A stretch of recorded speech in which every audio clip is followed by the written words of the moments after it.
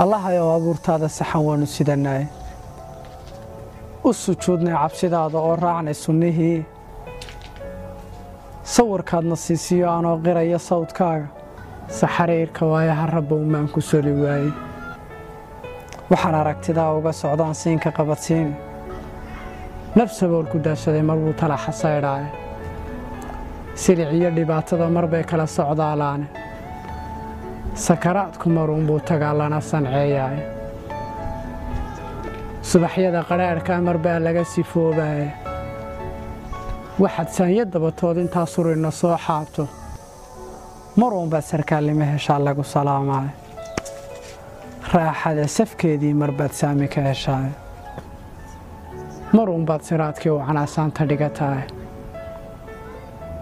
waxaad samirto waayaba kolbuu sagal ku hooraayo sannad noo bilaamaa raboo badi samaan waaye saaca dunida nimankaa hantee caadda sare aada sanamiyo waxay caabudaan saalaadhiya sinad iyo xumaanta intaa sacabba miistaan allihii samaystiyo badhbaadiiday salligii iyagoo sidaasay helaan saraar barwaaqa